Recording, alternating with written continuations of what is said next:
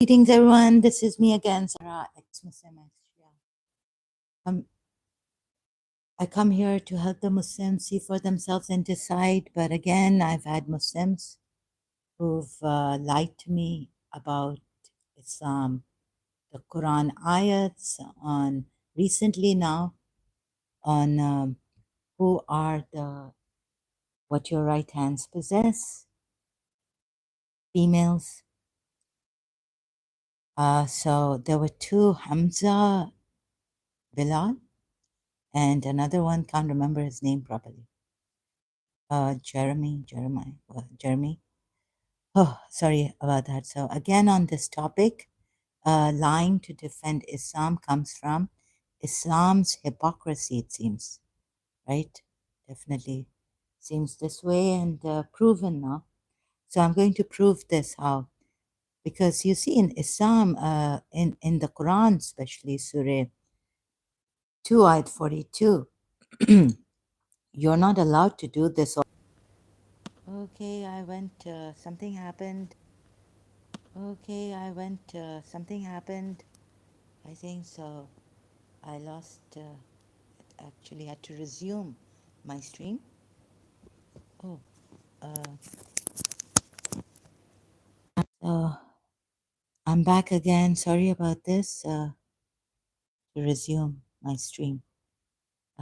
Something happened here. Maybe YouTube on my this device problem. I lost YouTube on this device.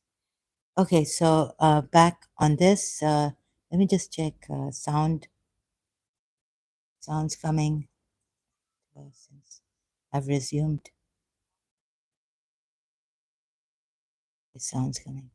So recently there were these Muslims who came on my previous live stream, or the one before, latest live stream, and they started to lie to me. One on this, there were two Muslims here in the end of, like coming to the end of my live stream. So how many hours? One or two? I don't know. I can't remember. Sorry. So about what your right hands possess, the women. So this one, either it was Hamza, Bilal, right? Saying to me, or the other one, the other Muslim, can't remember properly. Sorry. So which Muslim? So he said then that I didn't say that these. First, he says about these women, yeah, what your right hands possess, that they are not. Oh, they are women whose husbands have died, right? And then he tells me, oh, you're saying that. Sorry, excuse me. Then he's saying, you're saying. So I said widows, right? Doesn't he know that in English, those women whose husbands have died are widows, called widows? And then he said, I didn't say it. Later on, he says, I didn't say they were widows. So I guess he doesn't know, right? The meaning. I mean, the word of those women whose husbands have died. He doesn't know the English word for it, right? So he meant widows, right? Widows are those women who have, like, their husbands have died. Oh, widow. So this way, like being dodgy and then giving a little bit like he's not giving the historical context to the ayat, the ayat that has this, what your right hands possess. These kind of women. So a widow, female widow, or widower, male, is a person, but we're more concerned about the female here. A person whose spouse has died and has usually not remarried, right? So, how it started in one of my latest live streams, Bilal, Hamza Bilal coming here. Yeah, so is that how did it start that we came to this part? Can't, trying to remember now. Anyway, so we came to this part, right? What your right hands possess. So I can't remember now. My mind is oh, God knows why. I apologize for this. Can't remember how it came to this. And then he's saying, yeah, so he came here saying lies and all this, and he tried to steer my thing to, it went to or something, to what your right hands possess. Then he said Hindus. So he thinks this Muslim Hamza Bilal thought that I'm a Hindu, Indian or Hindu, Pakistani Hindu, right? So made me. He was saying that Hinduism I read and all this. So I said he said here Allah Tawheed is he's a Muslim because Tawheed he believes in, and then but that's not the only thing, right? So I said I've proven Tawheed wrong in Islam through the Quran ayats. The Quran ayats prove Tawheed wrong, right?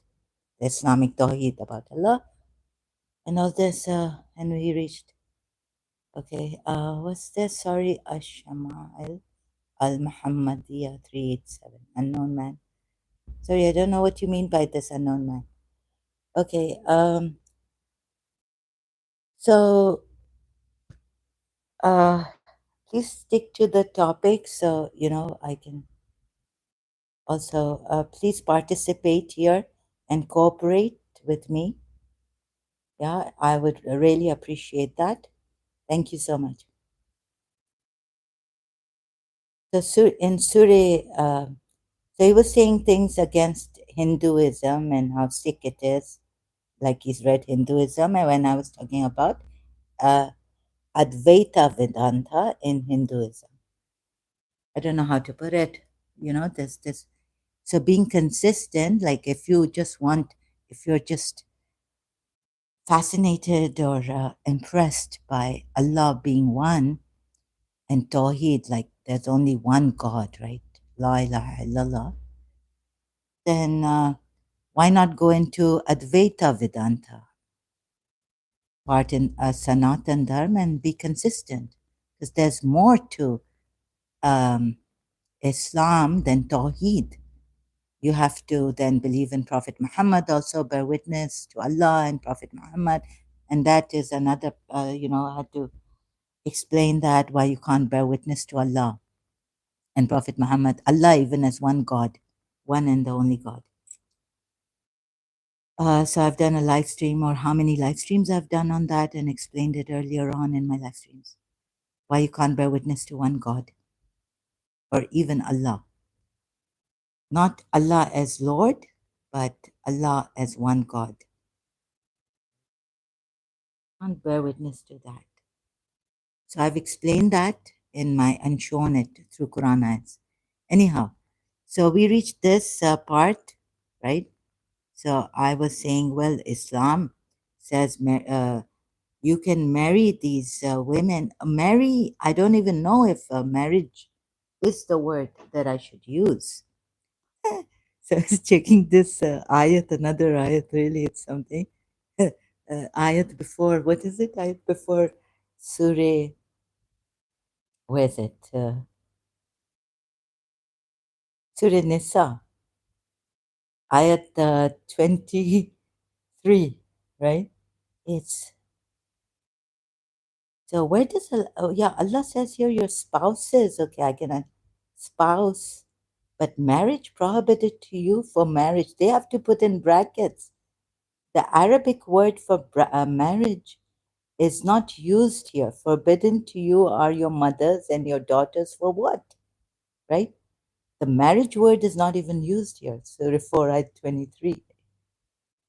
And your father's sisters and your mother's sisters and daughters of brothers and daughters of sisters and the mothers who nursed you, and your sisters from the nursing, and mothers of your wives, and your stepsisters who are in your guardianship of your women, whom you had relations. Wait a minute. What relations did you have with them? Right? With them. But if not, but if not, you had relations again. What relations did you have with them? This is from the this from the Arabic word dakhal, which means enter. Dakhaltum. Dakhaltum. Oh my God, it's so sick. Makes me sick. Whom you have entered and whom you have not entered. Sometimes God, Allah, this Allah is really funny. What entered and not entered? You have entered. Oh man, you have entered. It's like a mall you have entered, a house you have entered. Look at the language Allah is using. He doesn't want to be too vulgar about this, but he doesn't even put marriage here in this side. At least, please put marriage. Forbidden to you are with your mother's daughters. What is this? Prohibited to you for marriage.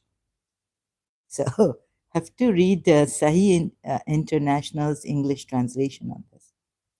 Okay, so we will come to this later on, Dakhat, whom you have not entered, or whom you have entered. So let's go to Surah Baqarah. Why do these Muslims who come here and lie to me like that about their religion? This is actually not in their religion to do, because Surah 2, Ayat 42 says, and do not mix the truth with falsehood or conceal the truth while you know it. Right?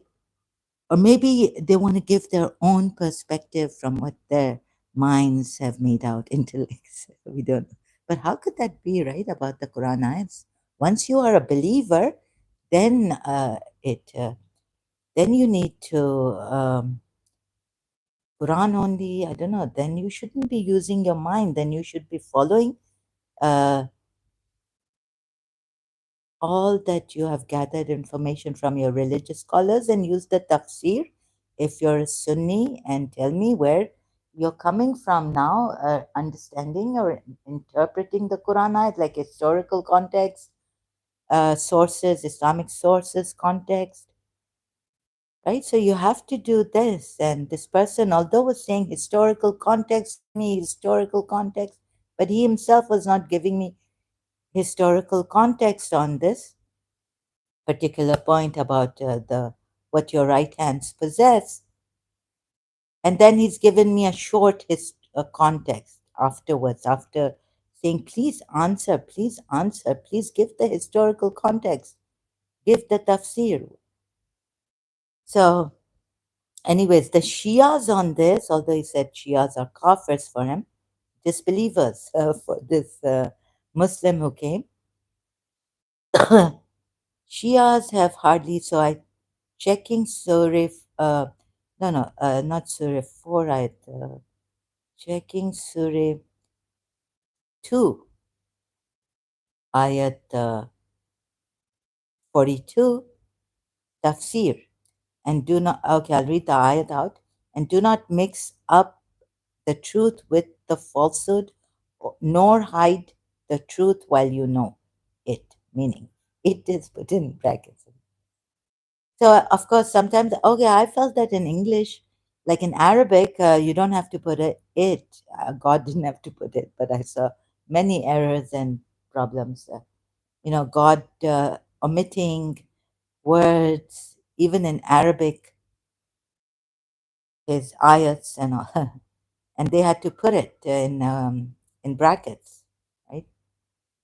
That this is not only the problem that you know in English translation, that we in English translation, that it's not in Arabic, so the Arabic style is different, so that's why they have to put it in bracket when translating the ayat in Arabic. Oh, thank you, Surveyam. Continue your. I am continuing it. You're doing great. Oh, continue your work. You're doing great. We'll share it. Thank you. I hope the Muslims you can share it with. But thank you for sharing it. It might help a lot. And my live streams. I mean, my live streams where I want to help the Muslims, and also my channel will help. So I hope it gets to the Muslims. But you see these Muslims lying at us and dodging me, and you know the way very dodgy ways they use. This is against their religion, Surah 2 ayat 42. Although Abraham lied to the idol worshippers, but here there's one ayat here, right? Do not mix truth with falsehood. And of course, you're not supposed to then be dishonest, right? In religion, in Islam, to defend your religion and dodge people, do this dodging work, whatever style.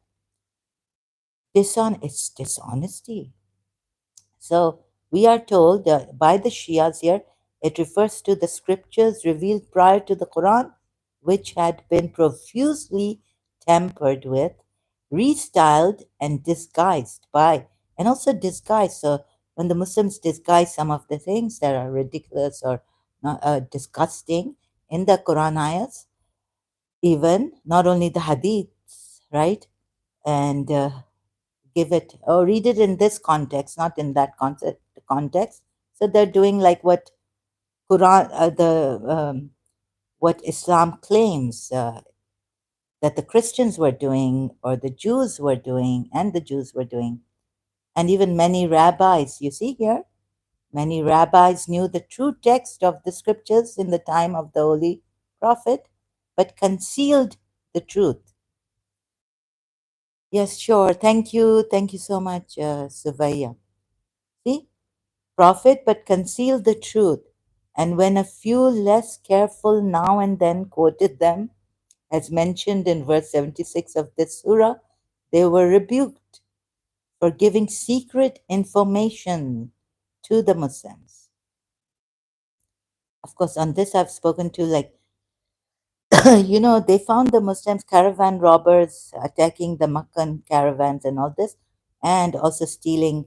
They could have, and I do have this thing that suspect very strongly. Evidence is there from the Quran ayats, sleeping through the Quran ayats, that Prophet Muhammad stole some revelations or these kind of things from others, Jews, Christians, Makkan, pagans stole, right? There's ample evidence on that. So, of course, they didn't want, of course, they were rebuking their own people for not giving out secret information about their revelations to Prophet Muhammad. So he could steal them and to change them a little bit, and then, change them around and put them like it's come from Allah.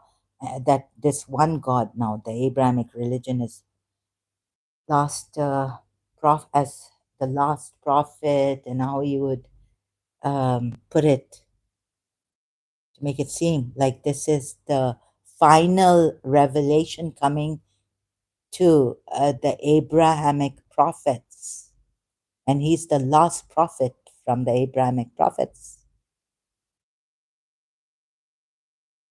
Jewish prophets or Egyptian Moses, and how they put it, right? So they didn't want, because he could steal it and then put it here. They couldn't trust him, of course. Even I wouldn't, after having done the research on the Quran ayats. So anyways, so this is all that the Shias have put, but they have said against the rabbis knew the true text and changing all this, but you understand it more when you read from the Sunni tafsir in detail. It's given, right? On this ayat, Surah 2, ayat 42. So this is what it is, and this is what Ala Maududi has said it too. For proper understanding of this verse, we need to recall that in the time of Prophet, the Jews of Arabia were more learned than the Arabs. In fact, there were some Jewish scholars of Arabia whose fame had spread even beyond the confines of that land. So more learned, right, than even the Arabs. For this reason, the Arabs tended to be intellectually overawed by them. But weren't the Jews also Arabs, right? God knows. Only maybe coming from Israel. Anyhow, in addition, the influence of the Jews had become pervasive and profound by virtue of the pomp and pageantry of their religious rites and the magical crafts and feasts of exorcism for which they were famous. The people of Medina, no, the people of Yathrib, right? He changed it. He took their land, Jews' land, city, in particular, and changed the name to Medina. In particular, were greatly under the spell of the Jews. These Jews made on them the sort of impression generally created on ignorant neighbors by a better educated, more refined. See, Shias, all this etiquettes and maybe good manners comes from the Jews. This is what I had inferred, not from Prophet Muhammad and his progeny. So, continuing with Maududi's tafsir on this, it was natural in such circumstances that when the Prophet began to preach his message, the ignorant Arabs should approach the Jews and ask the opinion of the Prophet and his teachings, particularly as the Jews also believed in prophets and scriptures. We find that this inquiry was often made by the Makkans and continued to be addressed to the Jews after the Prophet arrived in Medina. Now, there's another ayat which says, ask those who have been reading the book, or what? Right? So in Surah Hud, if it tells Prophet Muhammad, if you are doubtful about the revelation sent to you, ask those before you who are reading the book. So see this also, right? Sorry, this I have to go this way, show you. Surah. No, I these Surah. Ask those if you are in doubt. Surah Hudayt, right? If you are in doubt about it. Surah Yunus, sorry. If you are prophet, so Sunni say this is the prophet who is in doubt about the revelation sent on him, then even the prophet should ask. And this is a Sunni tafsir, right? So why are they blaming the Makkan pagans for asking the Jews? When even Prophet Muhammad has been told here, as the Sunnis take it, Muslim, majority Muslims, or what? How shall I address this? Them. So if you are in doubt of what we have revealed to you, who has it been revealed to, sir? Mostly, or is it through Prophet Muhammad? So you see here, Allah is ambiguous. Again, ambiguity from Allah. So that's why the difference of interpretation of this ayat, meaning of this ayat, between Shias and Sunnis, conflict comes. In the Quran ayat's main book, one book and so much conflict and disagreement. So, do you then ask those who have been reading the book, يَقْرَؤُونَ, the book before you, verily has come to you the truth from your Lord. So do not be among the doubters. Right? So the Sunnis say that, so ask those, this is Prophet Muhammad. So Allah's addressing Prophet Muhammad, if you are in doubt about the revelation sent to you, then ask those who have been reading the book. So these are the Jews and the Christians, right? Reading the book. And Shias, I don't know how to solve it. So even the believers, let's say, oh yeah, so I can say that if you say it's not Prophet Muhammad, it's addressed to the believers through Prophet Muhammad, of course he can't doubt it. So you would say this, of course he can't doubt this. So this would make sense. Otherwise, it's nonsensical to doubt something that God has sent to you. This also, from the onset, it is ridiculous to say this to the Prophet. So the Shias take it to mean it's the believers God is addressing. Then why ask those before who are given the book? This ayat is ridiculous, really. Right? Then why ask those who are reading the book before? These are ayats. This should confirm, have evidence in it that this is the truth. Right? Oh, yes, and confirming what we have sent before. Maybe the Shias will say this, taking Surah 4, ayat 47 of. Uh, oh, but that the books are all distorted, and how will you get it? And asking those who have distorted the book, their whatever is given to them, their revelations. How can you trust them? This is utterly like illogical, nonsensical meaning. Sorry, I don't mean to insult this, but it's a fact, right? It's utterly illogical to say this, isn't it? So here, the tafsir, cross it out, right? Why are you blaming the Makkans for asking the Jews about this? Because they were like this. Even Allah, your Allah is asking you to, when in doubt about the revelations revealed to you, ask those who have been reading the scriptures. So you have to ask the Jews, as they were asking, or Jews and Christians. So it was the Jews you're supposed to ask. And if the Makkans are asking the Jews, not not Prophet Muhammad, it's what Allah wants you to do, right? I wanted them to do. Surah Yunus, not Surah Hud. I'm like, I get confused. Surah Yunus ayat. Where is it? 94.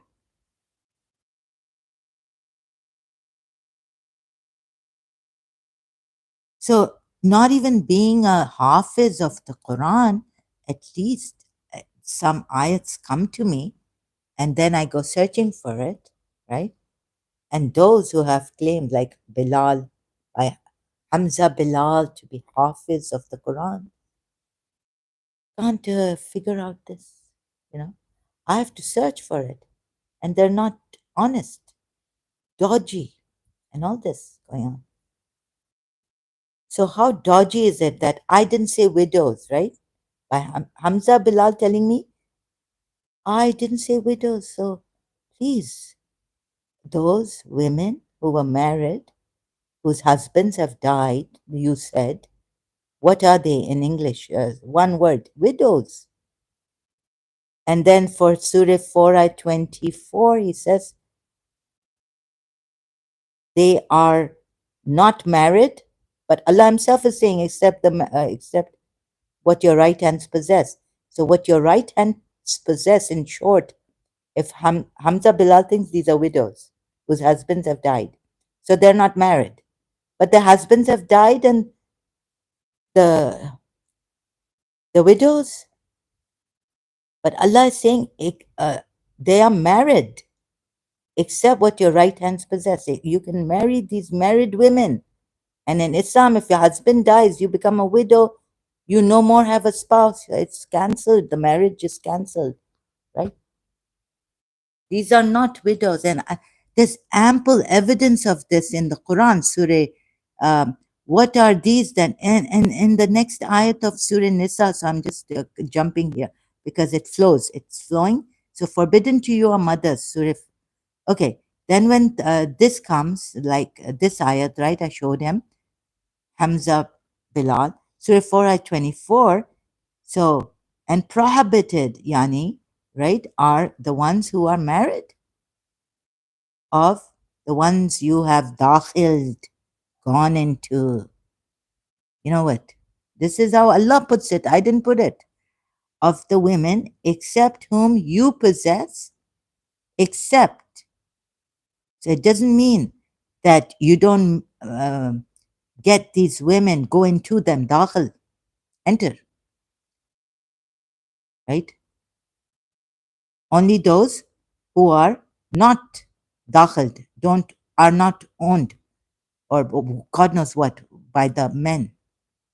How to put it, right? Since Allah has put it in such a way. So let's just say that, let's insult marriage here and put marriage, the ones who are married, of the women, except whom you possess rightfully. Hmm? And they're married. Even those whom you possess rightfully, right?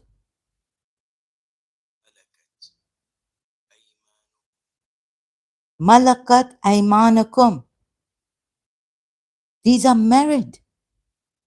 Except you're not allowed to marry. You're not allowed to marry married women, right? But I'm now insulting marriage by putting it this way. Except if Allah is saying you're not allowed, let's say the God actually is saying you're not allowed to marry married women. Actually, it's whom you've entered, whom another man has entered, dakhil, right? Or had nikah with, sexual intercourse. You're not allowed to marry, you're not allowed to have intercourse or enter them, right? Except, what does it mean? Exception. Except whom you possess rightfully. Huh? They are still, they have been entered upon by men or had sexual intercourse and the men are alive. Meaning,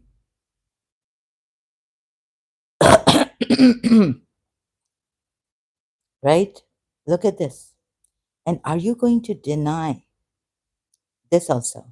Your own historical context on this ayah, Surah 4, ayah 24. Look what he gave me in my, I can't show you what he gave me in the previous live stream. Like on, oh, I didn't say they were widows. No, you said those women whose husbands have died are actually widows, right? And I'm trying to find out where it's put widow and I had forgotten because, you know, in the end of my live stream, and they even use, what do they use when they can come? Or I suspect they use also my energy, my condition, my mental health, considering my weaknesses. Then they do this to me in the end, coming like when 1 hour has passed, you know, time has passed. I suspect they do this. So they use that, my weakness and all this. And then they're saying, I never said that I never used widow. When I said, but so I didn't realize at that time in my live stream, I should have gone to the thing where he said, where these women are those whose husbands have died. So in English, the widows. So if God wanted to say widow, I showed him another ayat in Surah Baqarah, and you know what they will say? Oh, she's searching again, Google, and look, I'm a hafiz of Quran. Oh, look for the ayat she can't remember. She claims to be she's not even a religious scholar. Of course, I'd never claimed to be a religious scholar, right? So all this dodgy dishonesty, deception, the heights they go to here with a person who's not even well, right? So this. Can you imagine if we fell into these hands, like Jawaria? Or, you know, if we have cancer, thank God, they cannot be caretakers or anything of this sort, and they're trying to defend Islam when they don't even care about your mental health or your health condition or anything. They don't care about you. All they want is this religion to defend. They don't even care about truth or falsehood. These Muslims who come lying, dodgy people, they don't even care about the truth or falsehood. See how they come, I can make out. They just want to be right and correct that their religion is true. And the part he gave me here of a little bit of Ibn Kathir from it. So, you know, like also forbidden are women already married, except those whom your right hands possess. The little part, but look at the whole tafsir on this, right? Who are these except those whom your right hands possess? He wouldn't give this part explained, right? We captured, and would he give? Abu Sa'id al Khudri said, this hadith, Imam Ahmad recorded that Abu Sa'id al Khudri said, we captured, so explaining also, give me this tafsir to say, are these women whom the men are their men are entering or not? Married. I don't want to give a, but anyways, I have to use it because of, you know, the bravity of the situation. Like married, I have to use married women. Allah hasn't used that. We captured the word marriage, married. Protected, Sinat. We captured some women from the area of Autas who were already married, who were already married, and their husbands had not died. So he didn't use widow, Bilal, Hamza Bilal, but he said their husbands have died, meaning they're widows, already married, and we disliked having sexual relations with them because they already had husbands. Excuse me. So we asked the Prophet about this matter, and this ayah was revealed. What's this E for? Also forbidden are women already married, except those whom your right hands possess. See? They already had husbands. They were not widows. They had husbands. Consequently, we had sexual relations with these women, married women. So this is how he should have come. Hamza Bilal, sorry, excuse me. My throat is dry and it's kind of, excuse me.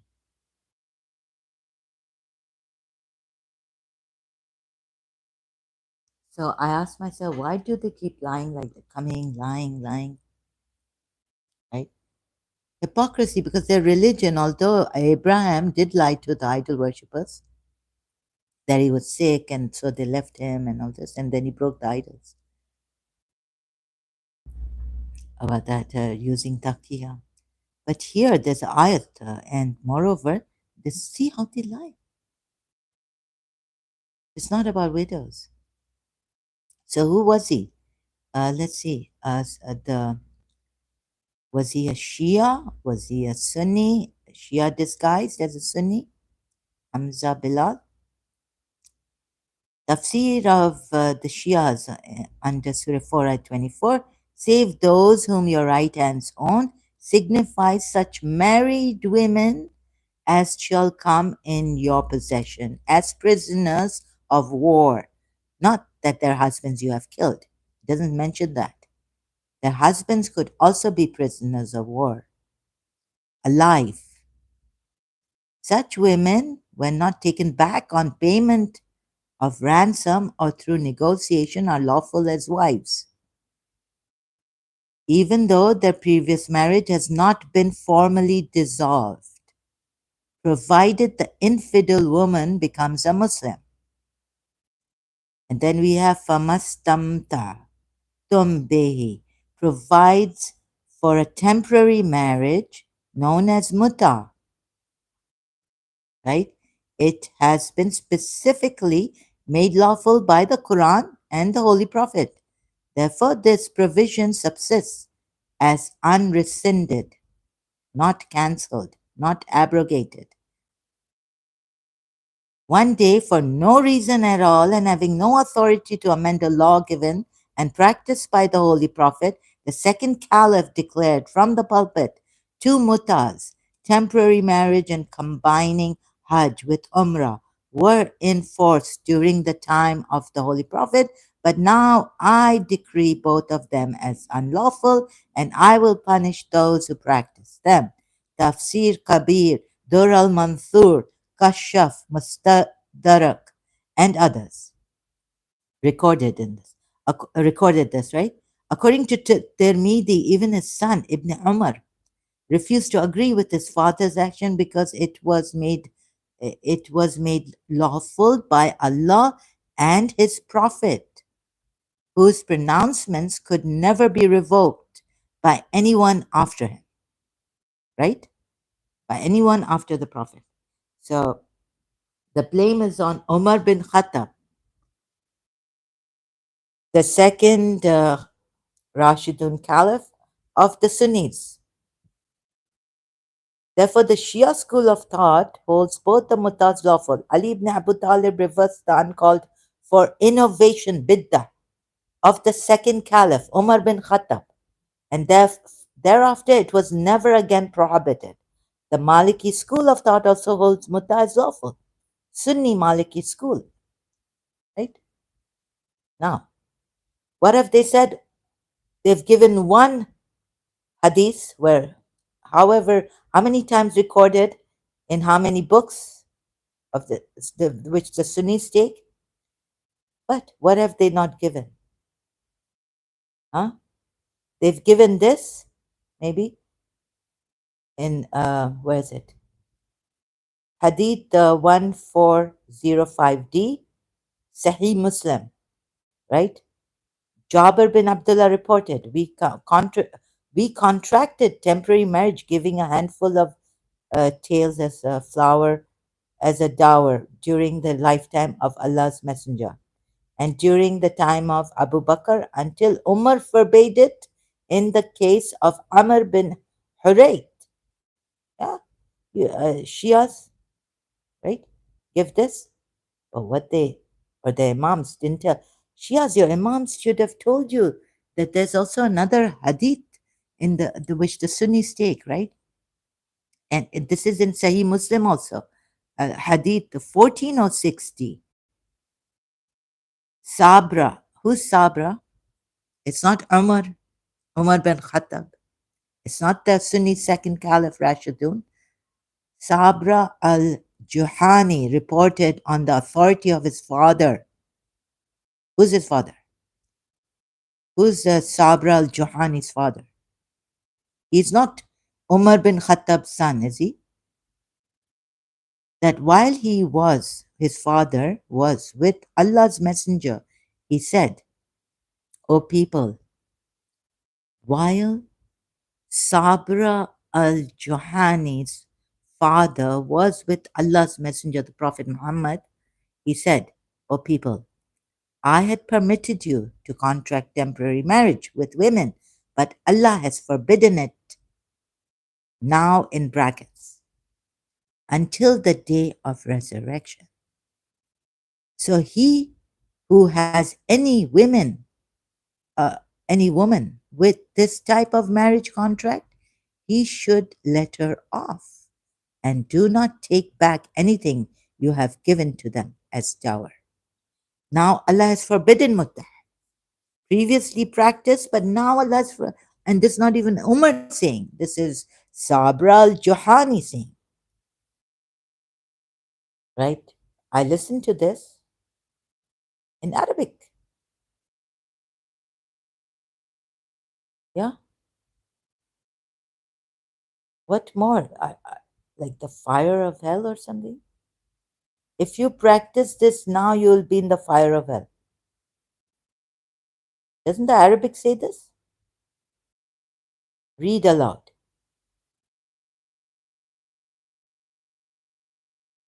Doesn't work.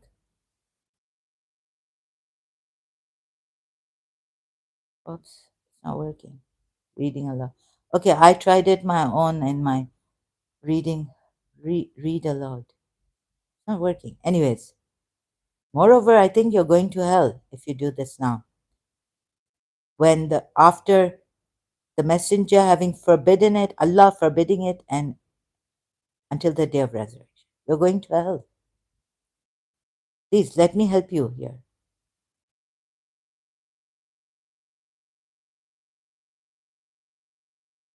حدثنا محمد بن عبد الله بن نمير حدثنا أبي حدثنا عبد العزيز بن عمر حدثني الربيع بن سبرة الجهني أن أباه حدثه أنه كان مع رسول الله صلى الله عليه وسلم فقال: يا أيها الناس إني قد كنت أذنت لكم في الاستمتاع من النساء وإن الله قد حرم ذلك إلى يوم القيامة فمن كان عنده منهن شاء فليخلي سبيله ولا تأخذوا مما آتيتموهن شيئا.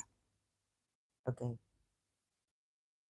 Oh, no, no, I don't think it says that you will go to hell. Okay, this I made a mistake.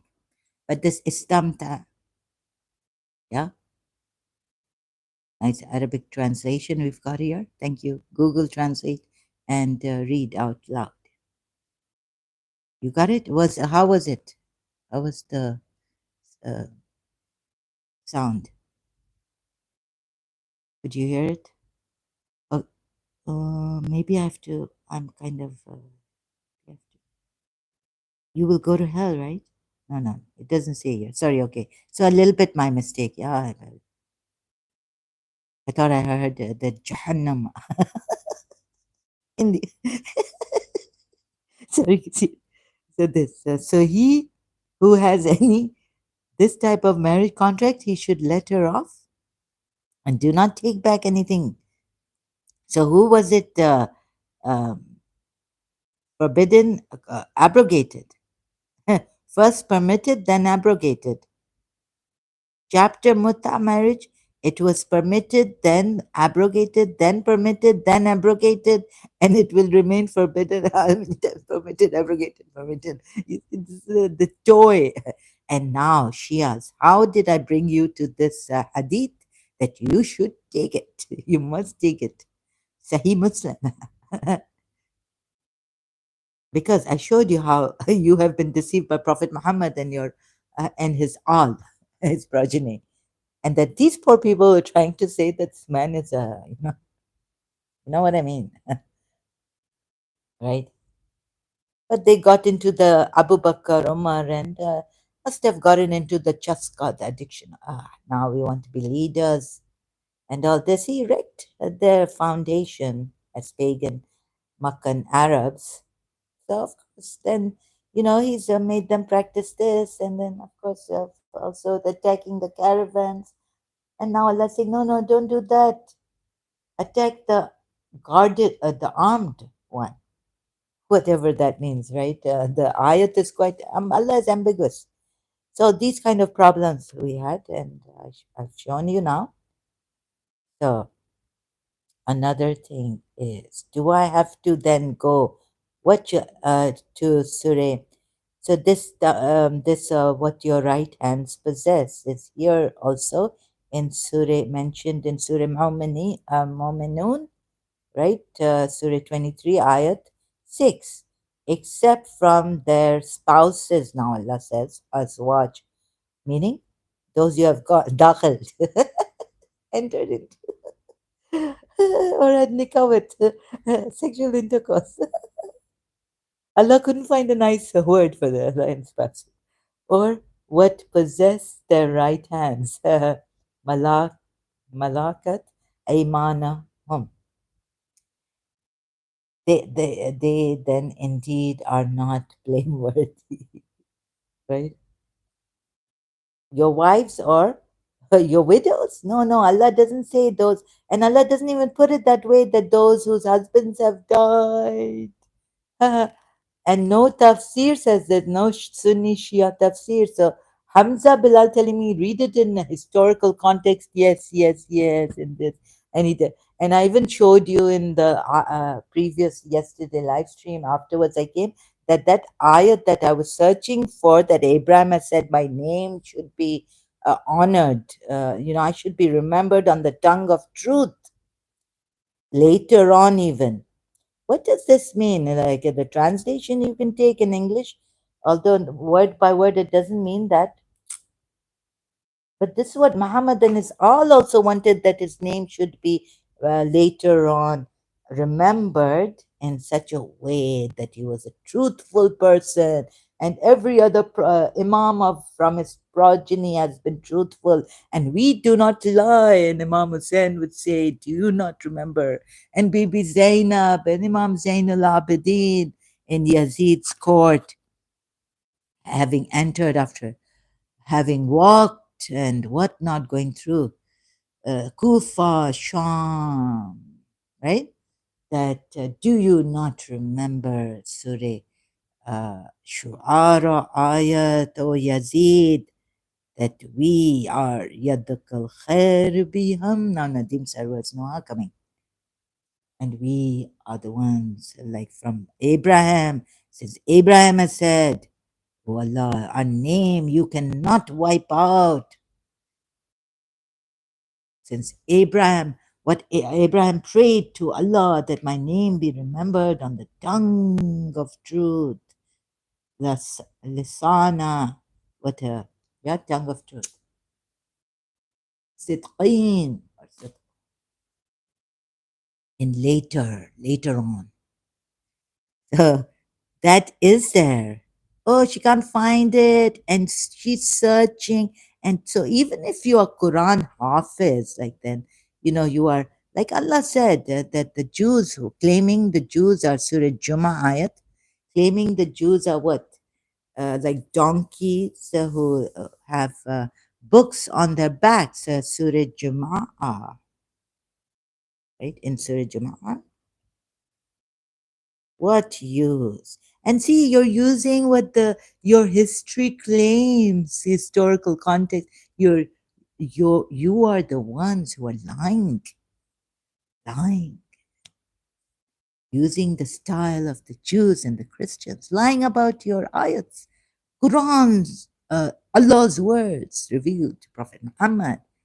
And I tell you, it wouldn't be surprising for the Shias to do this too, as what heights of deception and lies Prophet Muhammad and his progeny even took.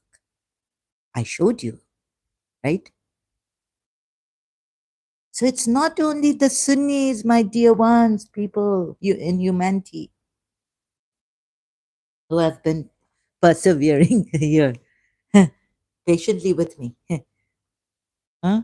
It's not only the Sunnis lying, it's the Shias lying, because how Prophet Muhammad and his all later on have lied, covered up the wrongdoings of even, covering up the wrongdoings of the Prophet Muhammad, great, great, great grandfather, and not your great grandfather, a son in law, no, son in law, Ali, how he lied, covering up. And Fatima, daughter of Prophet Muhammad, how she lied, covering up her father's wrongdoing, zulm on Jews, Christian, not so much Christians. We see in the Quran it says Jews and the pagan, najis, unclean. They're giving water to the pilgrims, and no, this is not equal. How unfair, how unjust, and how this was covered. That Hussein now in Karbala. Right? So this I don't want to. I just want to cut myself now. Where was I going? So Surah Shu'ara again. Shu'ara. That is. Oh, look, she can't find Shu'ara. Right? Ayat 42. Abraham. No. See, I can't find her. Oh, my goodness. Can you believe this? Like, what kind of people are they? It is there, and I found it. Found it. Found it. Found it.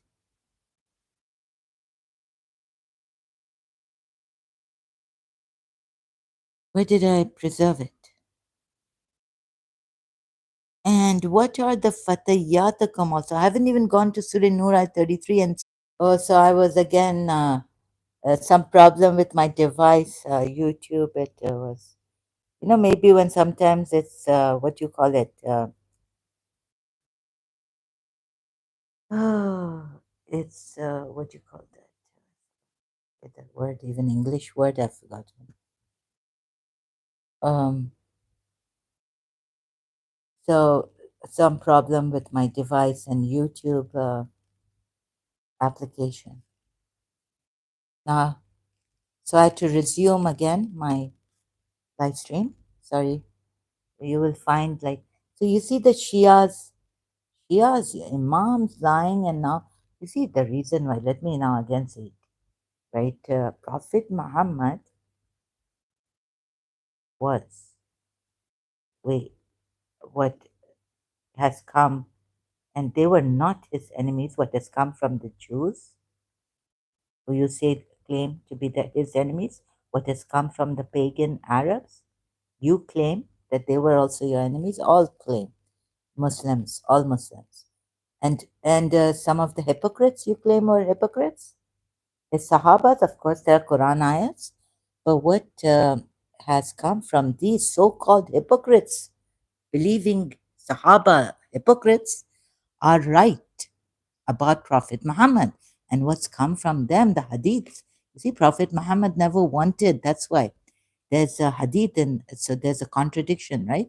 Don't write my hadith, he tells his Sahabas, not to record what I say and put it in record writing. You see, these were the ones who were trying to tell us something against this prophet and his gang of hypocrites and wrongdoers. And so Imam Ali, your Imam Ali with him, Prophet Muhammad. This is what I found out after this also, right?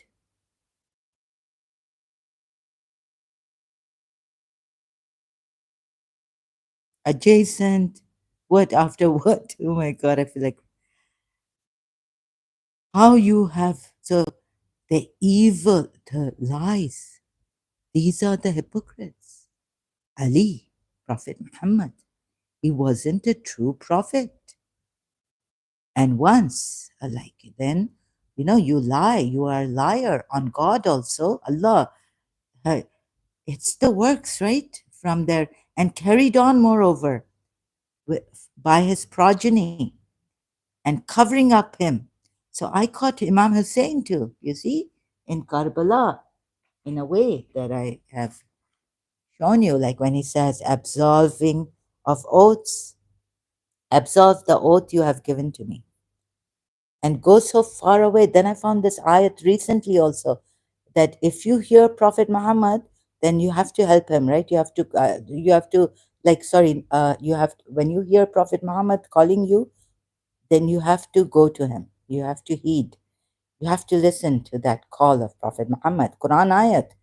And on one hand, Imam Hussein, in the majlises we heard, says, and goes so far away. Now, I absolve the oath. Go away, leave me. And so none of them left him on the night, 10th night, right, of Muharram. And the night comes before the day. So he told them, they're going to kill me. They are after me. Tomorrow they're going to kill me. You all leave, absolve the oaths. The oath were given in Surah Fat to Prophet Muhammad. This means if you absolve that oath, you have told them that, okay, you've told them that you're absolving this oath, right? He, this oath that you've given to his grandfather, and he's saving his grandfather's religion also, moreover.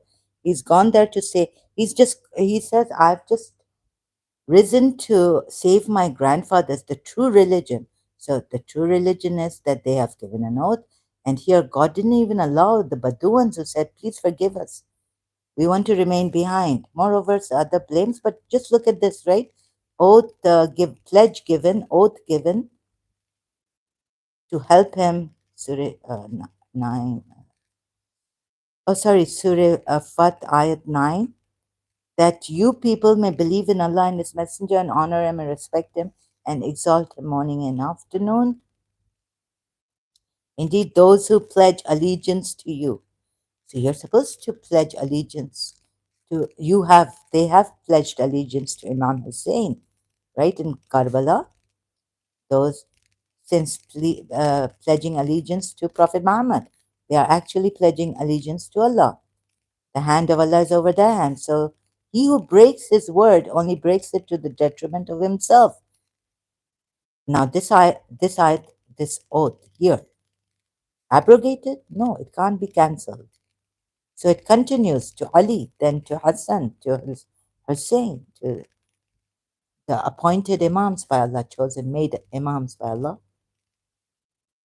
How could Imam Hussein on one hand say this oath is, I absolve you of the oaths, and then you can't, he can't. Even when the Badawans said, who remained behind of the Badawans, will say to you, our properties and our families occupied us. So ask forgiveness for us. And preferring their lives to, and then the other ayat, right? No, you just, and this you thought, but Surah, where's the ayat I found? Surah, um, that Surah 9, ayat 120, right? They preferred. Now, moreover, they didn't help him. They just wanted to take care of their families, be with their families, and so that was wrong. And it was then breaking the oath of helping him, right? Also, it was not for the people of Medina, actually, Yathrib, and those surrounding them of the Bedouins, that they remained behind after the Messenger of Allah, or that they preferred themselves over his self, over the Messenger of Allah's self, right? Over the Messenger of Allah. They should not prefer their selves. So Imam Hussein now, that is because they are not afflicted by thirst or fatigue or hunger in the cause of Allah, nor do they tread on any ground that enrages the disbelievers. This also. Nor do they inflict upon an enemy any infliction. But that, what is this? Okay. So Imam Hussein says, I absolve you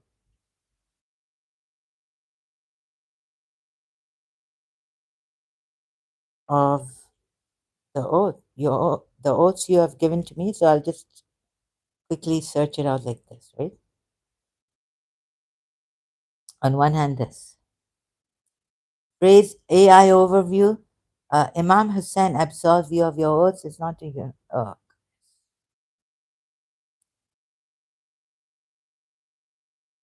let's go to al-islam.org. Oh God. Oh, this is a long one now. This is the on the eve of Ashura. The time you are shameful, partner of a friend, for a friend. Repeated 3 times upon hearing the words, Bibi Zain. Sayyidah Zainab went to him and said, I'm an orphan. My mother has left this world, so has my. Okay. Imam Hussein, Ashura, on the eve of Ashura. So Imam Hussein spent the entire night in prayers and supplicating to Allah. Dahak ibn Abdullah narrates some from the enemy camp. No, sorry. The heard words of Imam Hussein said, My Lord, by the Lord, righteous. Where is it?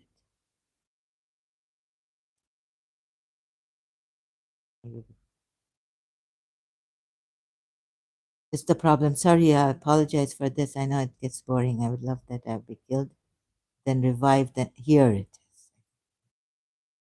Allah will never leave you. Oh, I found a response of companions. Oh, and Imam Hussein then said, O sons of Akil, your family has sacrificed much with the martyrdom of Hazrat Muslim. I grant you permission to go. They replied, What would the people say about us? I was like, response of Ashmites. Ninth Muharram, sorry. Imam Ali ibn Hussein narrates that Imam Hussein gathered his followers after Umar bin Saad returned to his camp. Imam Hussein said the following: All praise and glory be to Allah the Most High. I believe tomorrow will be our last day in this world. I absolve you of any obligation to me. He's saving his grandfather's religion here. He's just risen for this, to save the religion, not to fight the enemy. What does this mean? I absolve you of any obligation to me. How can Imam Hussein say this? When his grandfather, when the Quran ayat, when the Baduan said, no, you have to help. Quran ayat Surah Fat ayat 9 also. So giving allegiance to Prophet Muhammad is giving allegiance to Allah. Not only that, but what is contained in this pledge? That you help Prophet Muhammad, right? Also Surah Fat ayat 9, you can see. And after that comes the pledge. How can Imam Hussein absolve all obligations to me? Absolve you all from any obligation to me. He's saving his nana. So he should be the yes. Here, now that this ayat is abrogated. Here, Surah Fat ayat. Don't think that helping my grandfather is helping me. And it was made compulsory, right? Mandatory.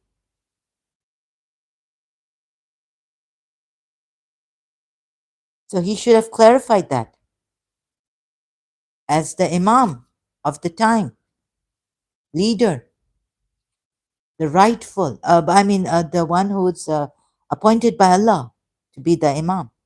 How can he say this here? Right? He can't say this.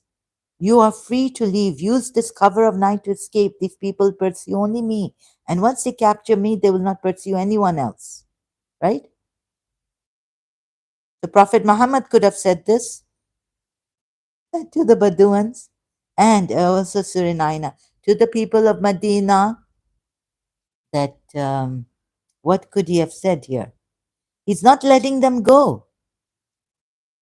Surah 9. It was not, you see, it was not for the people of Medina and those choosing their lives over the messenger's life. What does this mean? To save the messenger, you have to help the messenger, be the honor him, respect him, and also protect him.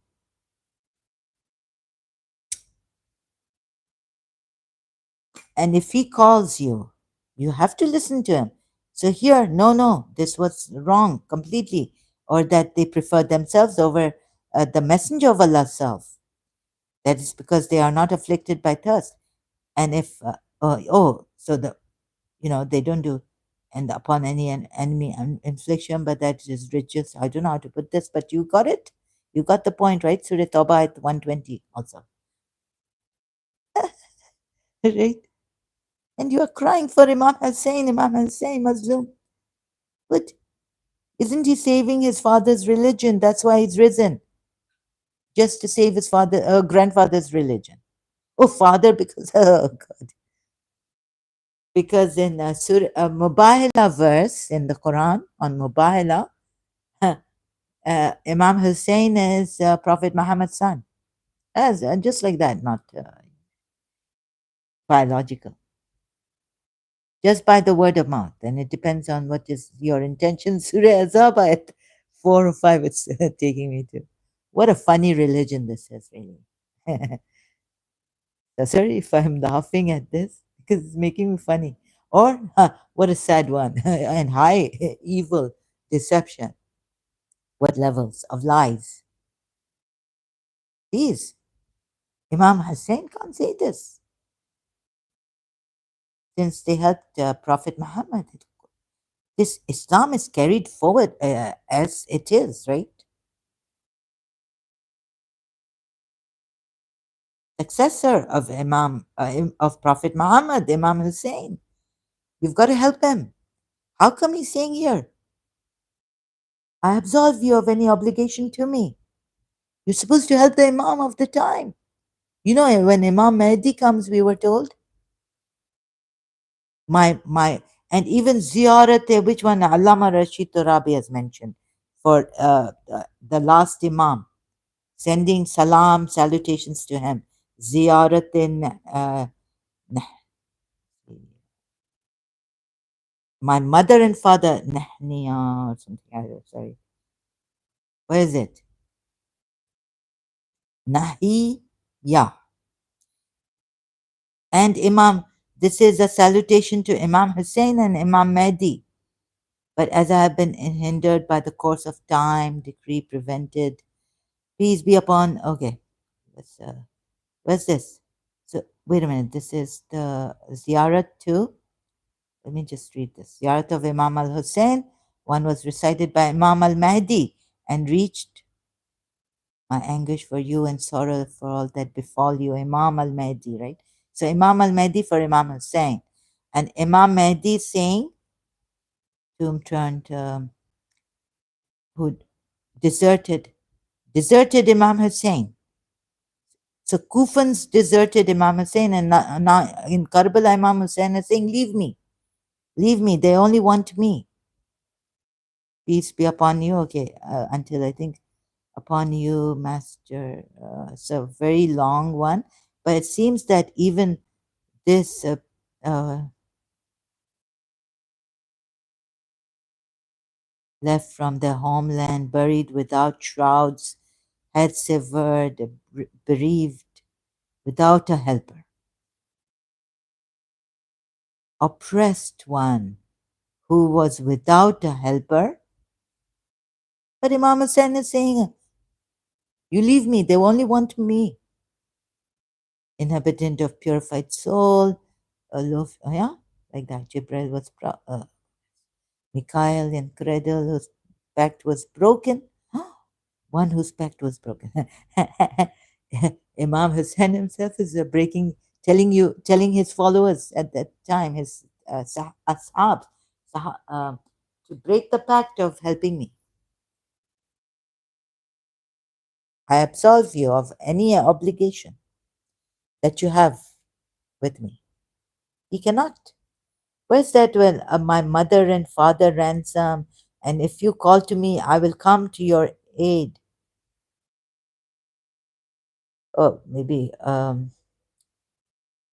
this is a very long one. Therefore, I lament. No. To Imam Mahdi, like ziyarat to Imam Mahdi, salam.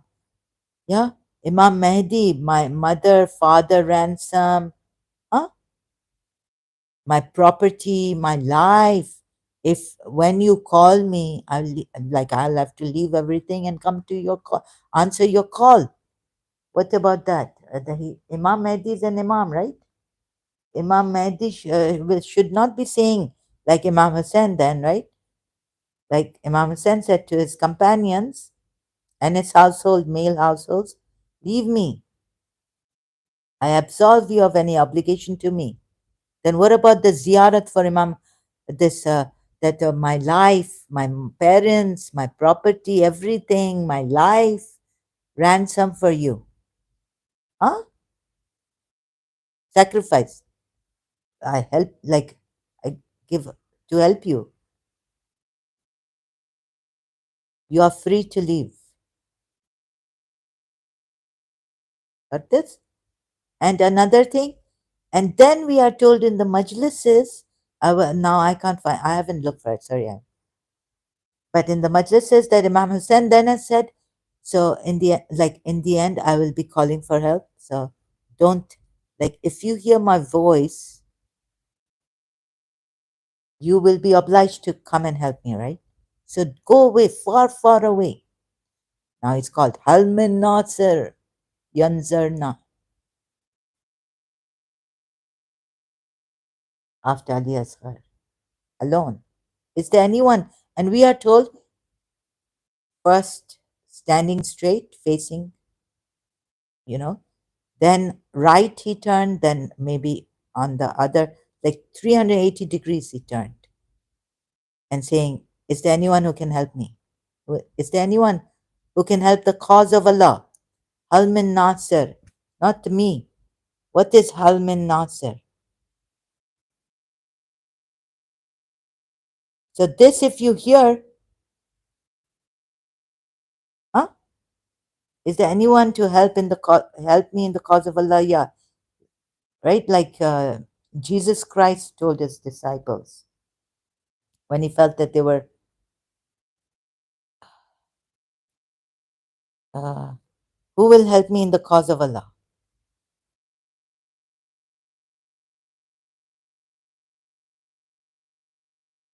In the cause of Allah. So you see the contradictions. Oh, I should have put Jesus here. Jesus said to his disciples, ayat, Surah Safat, Surah Safat, Al Imran, and when Jesus perceived their disbelief, he said, who will be my helpers in the cause of Allah? Surah 3, ayat 52.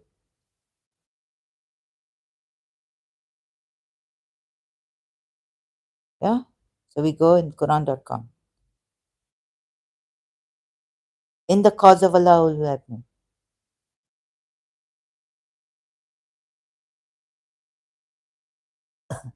So I'm sorry, Imam Hussain is not supposed to say this to his companions. According to Quran ayahs. When Jesus felt disbelief from them, he said, who are my supporters for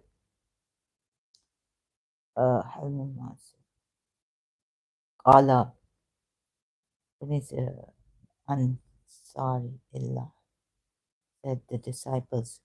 Okay, it doesn't say Halmin Nasir and Yunsarna here. Who will be my helpers to Allah? To Allah? There's no in the cause of Allah. There's only who. Then, when perceived Isa from them the disbelief, he said, who will be my helpers to Allah? Said, Qala, the disciples, Hawari, Hawar. Okay, I'm also learning Arabic, so I apologize. We pronunciations. No, we will be your helpers of Allah. We will be your Halmin Nasir. Where's that Halmin Nasir? In the Quran?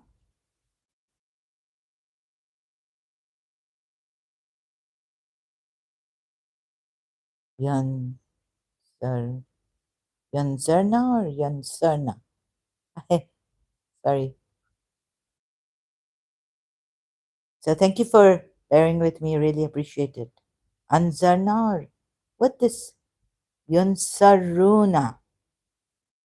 Quran ayat. Where? But anyways, it's like this, right?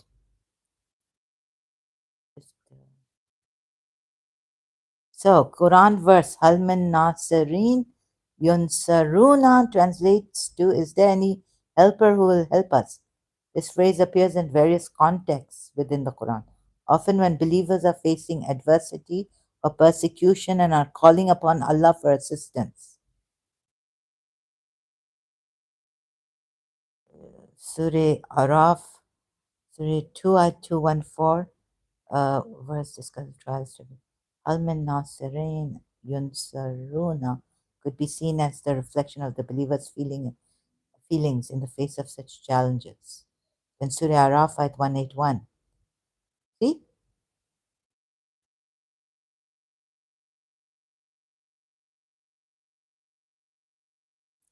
So it's there in the Quran in this way. It's a plea to help and support, indicate. Now, when the Surah, let's go to Surah Nisa also, ayat 70. Keep forgetting. 72.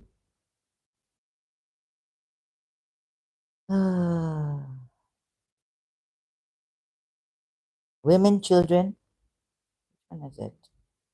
Oppressed, calling to Allah for help. Oppressed men, women, children. And Allah tells you, would you not help the oppressed men and children when they are calling to Allah for help? So this also, right? See? And what is the matter with you that you fight not in the cause of Allah?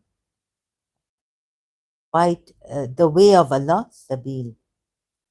And as for those who are weak among the men, not oppressed, weak, among the men and the women and the children. And this is Imam. Those who say, Our Lord, take us out of this, the town, the oppressors, of the oppressors, Zalim, me. Its people, the oppressors, its people are, and appoint for, yeah. Huh? So fight in the way of Allah. Yeah, it can be. Who can help me in the way of Allah? Now, why Imam Hussein saying this in the end after Ali Asghar, 6 months old, has been martyred? Hmm? And if you hear the voice, so where? If you hear the messenger calling, where that ayat? If you hear messenger, hear the messenger calling.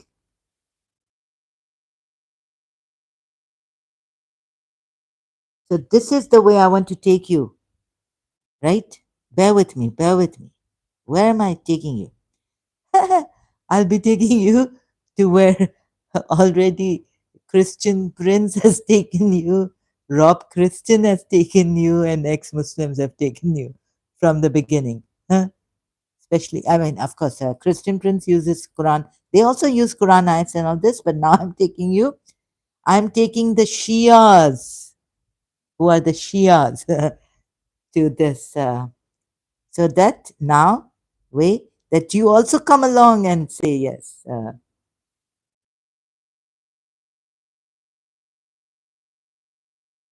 And say, yes, these Sahih hadiths, Sahih, what Ibn Qadir wrote, what Ibn Ishaq wrote, even though later, much later after, even Sahih Bukhari, what he collected of the hadith, huh?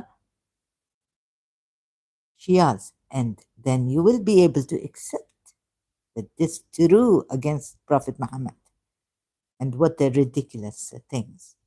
So Surah Anfal ayat 24 is, make not the calling of the messenger among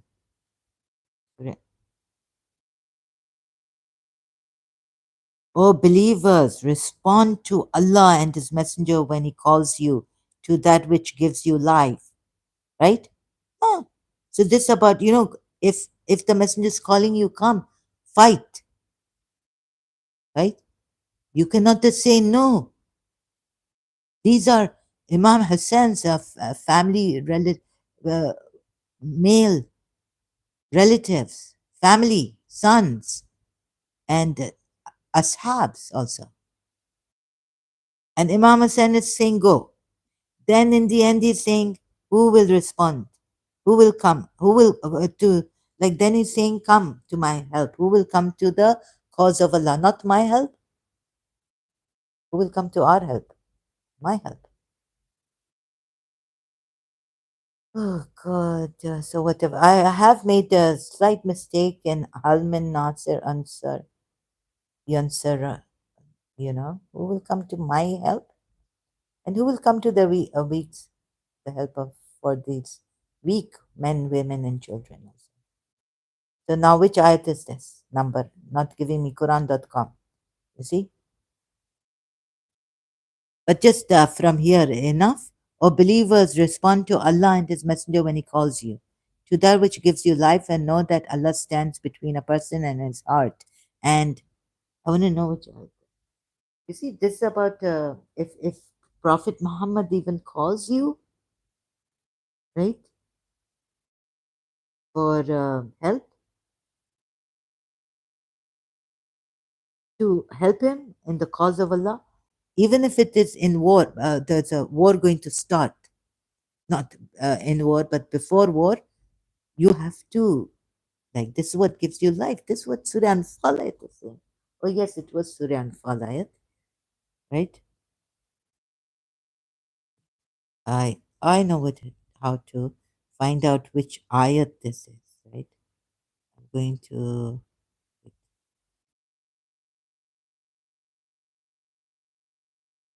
copy. Oh my God. How can Imam Hussein say they want to kill me only? They want me. You go away. Even kill what you know? No, no, you cannot prefer your life over the life of Prophet Muhammad. And this should be continued. This is what Islam is. This is what Allah wants in Imam Hussein, right? He's not being Imam Hussein. I'm showing you is what contradicting Quran ayats, right? Surah Anfal. Oh, this was such a thing to show. It was very difficult for me. So now where have I reached? This is a miracle. Surah Anfal ayat 24. Now I'm showing you where Imam Hussein himself has contradicted Quran ayats. Oh, you have believed, respond to Allah and to the Messenger when He calls you to that which gives you life. Let me see sound coming. This is one of a kind, the smileys.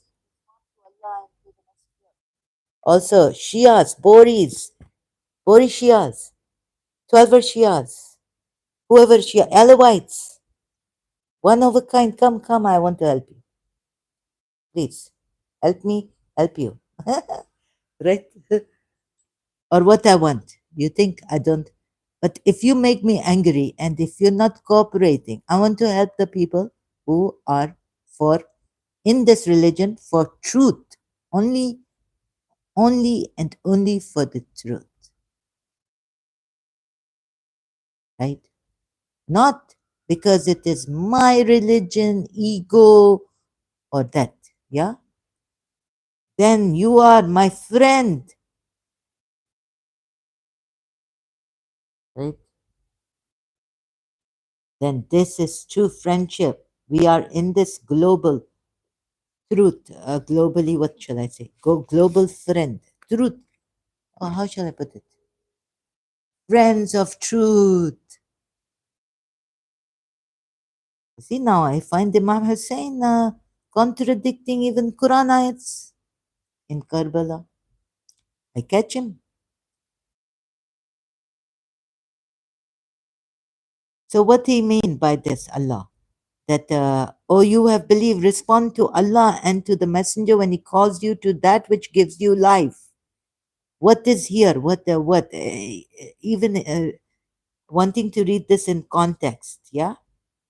If Allah had found in them any good, He would indeed have made them listen. If He had made them listen, they would have turned back and declined. But, oh, something terrible coming, I think.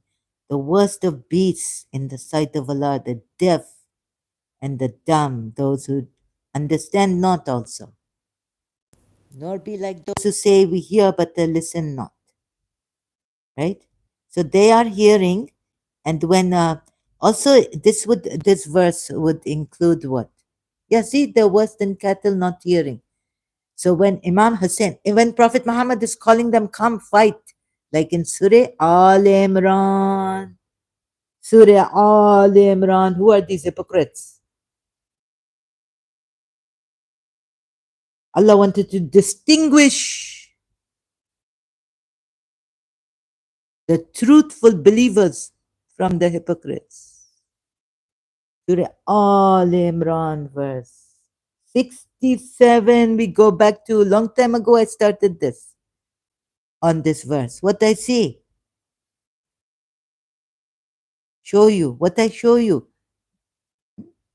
Al Imran 76. I think 67, 76. What is?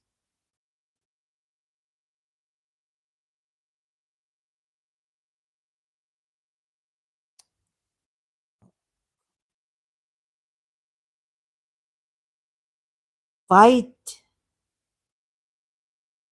to for Allah. Fight for Allah. Or at least defend yourself. Where ayat coming? Why not ayat coming? Why not to remember?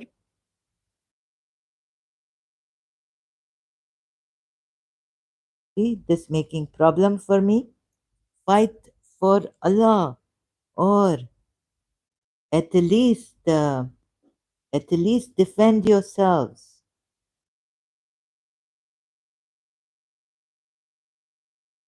You see these. How I also at the same time, two birds with one stone. You see how these Muslims come and they're going against themselves, against themselves. No, they're going against their religion. 167. Thank you. Oh, I forget. And that he might make evident those who are hypocrites. Nafaqo. Right? Oops. What do you do to me? This this Shia jinn coming. Shia jinn here. And that he may make evident those who are hypocrites. And it was said to them, come fight in the way of Allah, fi sabilillah, or defend. They said, if we knew fighting, and they are called liars. Now, what Yazid want to show us? What? Tell me, tell me, tell me, tell me how I bring you here. Huh? What Yazid want to Yazid army? But Yazid sent army, but what Yazid want to say? What is Imam Hussein? Please don't get emotional like me. I get passionately emotional. Don't get passionately emotional. I say to you, not to, no, no. But Zahra, you get passionately emotional. Now you cannot talk properly.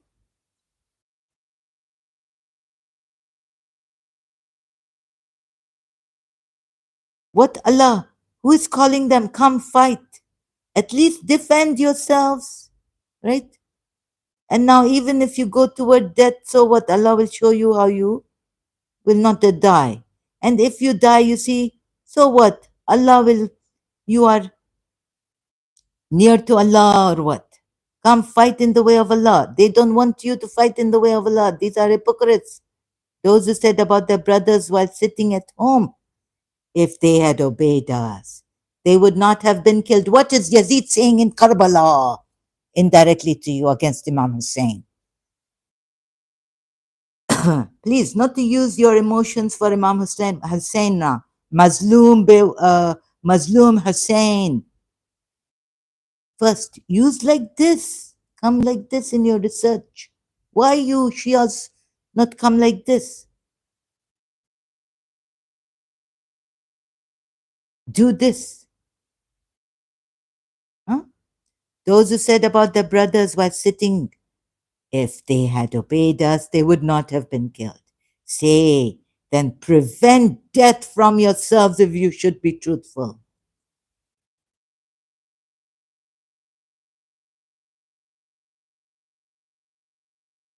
Okay? I will take a break. Sorry. Oh, thank you for your time and attention. I will continue later. This were so how I help you Shias to see Hussein, Hussein, Mazloom Hussein, Hussein Kamatam. Start. No, no, no, no, no. Mazloom Hussein Kamatam. Thank you so much for your time and attention. Mazloom Hussein Kamatam. Thank you so much.